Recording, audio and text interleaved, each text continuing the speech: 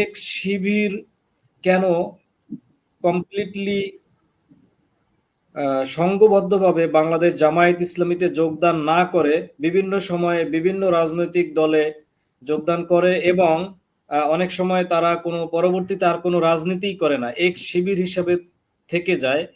এই যে এক শিবির হিসেবে থেকে যাওয়াটা, এই যে বর্গটা তৈরি হওয়া, এইটাকে আপনি কিভাবে দেখেন? জামায়াত ইসলামীতে না যাওয়ার পিছনে জামায়াত ইসলামীর আসলে সমস্যাটা কোথায়? জি, জনাব শামসুল হক। জি, ধন্যবাদ। আসসালামু আলাইকুম রহমতুল্লাহ। আজকের যে অতিথি কাউসার ভাইকে সালাম জানাচ্ছি, আর মাসুদ ভাইকেও অসংখ্য ধন্যবাদ আমাকে এরকম একটা প্ল্যাটফর্ম সুযোগ করে দেওয়ার জন্য।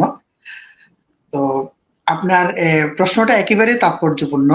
এখানে এটা আসলে গুরুত্বপূর্ণ একটা বিষয় যে এক শিবির, এই সংখ্যাটা আসলে অনেক, হ্যাঁ, অনেক সংখ্যা আসলে জামাত ইসলামের সাথে যুক্ত না।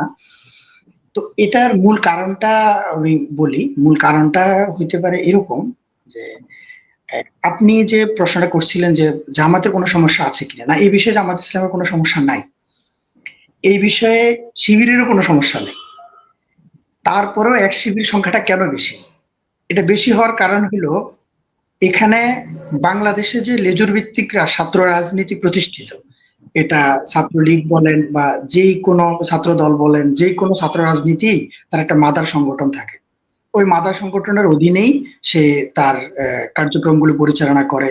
এবং অনেক ক্ষেত্রে আমরা এরকমও দেখি যে ছাত্র সংগঠনের সভাপতি, সেক্রেটারি বা টোটাল কমিটিটা অনুমোদন দেওয়ার সময় ওই মাদার সংগঠনের নেতৃবৃন্দ সাইন করা থাকে, মানে ওখান থেকে অ্যাপ্রুভ হয়ে আসা। ইসলামী ছাত্র শিবিরের ব্যাপারটা একেবারে ভিন্ন। ভিন্ন বলতে এখানে ওই লেজুর ভিত্তি থেকে বেরিয়ে আসার যে একটা টেন্ডেন্সি, ইসলামী ছাত্র শিবির শুরু থেকেই তাদের একটা টেন্ডেন্সি ছিল যে আমরা লেজুর ভিত্তিক ছাত্র রাজনীতি প্রতিষ্ঠা করব না, একেবারে ব্যতিক্রম একটা ছাত্র রাজনীতি আমরা বাংলাদেশের স্টুডেন্টদের মাঝে আমরা দেখাবো। তো সেটা করতে গিয়েই টোটালি জামাত ইসলামের কোনো প্রকার কোনো আপনার হস্তক্ষেপ ছাড়া একেবারে ইন্ডিভিজুয়াল, একেবারে ফ্রিডম, স্বাধীনভাবে এই ছাত্র সংগঠনটা গঠিত। যার কারণে এই আপনার এই জামাতের কোনো আধিপত্য এখানে থাকে না বা জামাতের কোনো হস্তক্ষেপ এখানে থাকে না। আকস্মিক মিল থাকার কারণে এখানে সিলেবাসের বইগুলো বা টোটালি কার্যক্রম বা সিস্টেমগুলো একই হওয়ার কারণে শিবির থেকে বের হয়ে মেজরিটি অংশ আবার কিন্তু জামাত ইসলামে যোগদান করে, এবং বিশাল একটা অংশ আবার জামাত ইসলামে যোগদান করেও না। কারণ জামাত ইসলামে যোগদান করতেও তিনি বাধ্য না, আবার জামাত ইসলামের পক্ষ থেকেও কোনো প্রেশার থাকে না যে আপনাকে জামাতেই যোগ দিতে হবে। এই টাইপের কোনো কিছু না থাকার কারণে মুক্ত চিন্তা থেকেই যে কেউ যে কোনো কিছু করারই একটা স্বাধীনতা থাকে।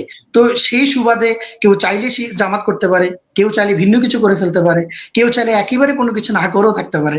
তো এটা হলো এরকম আর কি। এখানে জামাত ইসলামের কোনো দোষ আমি দেখি না। আপনি যে ওই যে সন্দেহ করেছিলেন যে আমি আসলে কোনটা করি, আমি জামাত ইসলামের সাথে যুক্ত আছি। তো এটা আসলে আদর্শিক কারণে, ওই সিলেবাসের সাথে সম্পৃক্ত থাকার কারণে, আদর্শিক কারণে আমরা জামাত ইসলামের সাথে যুক্ত হই। আবার আমাদের সাথে অনেকেই জামাত ইসলামের সাথে যুক্ত হয় না, জিজ্ঞেস করলে বলে যে না আমি জামাত করব না, আছি যেভাবে আছি ভালো আছি, এইরকম আর কি।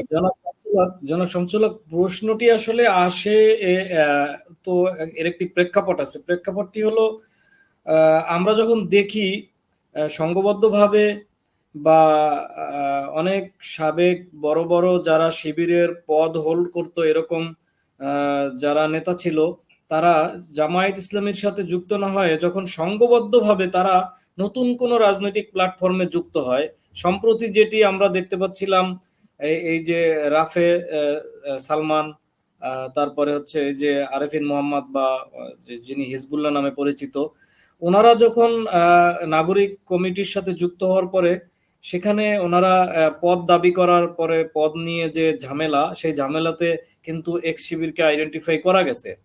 তো জামায়াত ইসলামীর আদর্শগতভাবে শিবিরের সাথে মিল তো আছেই, তো পূর্বে শিবির করার পরে জামায়াত ইসলামী না করে এরকম নতুন প্ল্যাটফর্মে সংঘবদ্ধভাবে যাওয়াটা কি, এটাকে কি মিরাকেল বলবেন, নাকি এখানে কোনো উদ্দেশ্য আছে? আসলে সংঘবদ্ধভাবে এখনো পর্যন্ত কোথাও গিয়ে একেবারে কোনো একটা দলে গিয়ে খুঁটি মেরে বসছে, এই ব্যাপারটা আমি টোটালি নাকচ করি।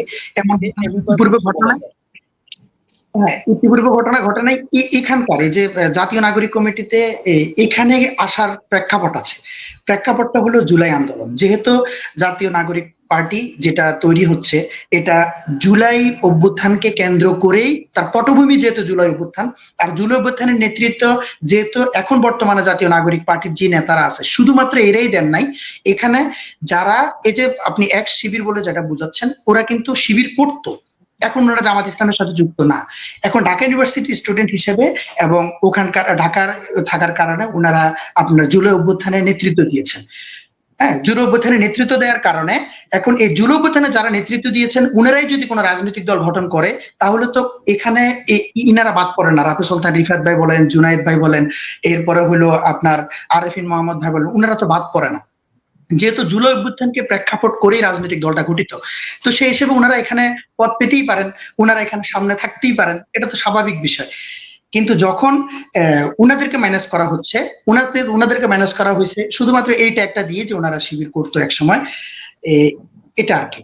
তো এটা এখানে একেবারে দলবদ্ধভাবে পরিকল্পিতভাবে গিয়ে জাতীয় নাগরিক পার্টিতে শিবিরের লোকজন অবস্থান করবে বা দলীয় পদ টদ হাতে নিবে, ব্যাপারটা কখনোই ওই রকম না। যেহেতু জুলাই প্রেক্ষাপটে তৈরি, তো জুলাই আন্দোলনে যারা ছিল তারা এই আন্দোলনে থাকতেই, এই রাজনৈতিক দলের সাথে থাকতেই পারে, সেই হিসাবে আর কি। অসংখ্য ধন্যবাদ জনাব শামসুল হক। আসলে আমি এই প্রশ্নটি করার পিছনে একটি উদ্দেশ্য আছে। বাংলাদেশের একজন খুব নামি দামি সোশ্যাল মিডিয়া ব্যক্তিত্ব, অনলাইন অ্যাক্টিভিস্ট, জনাব ডাক্তার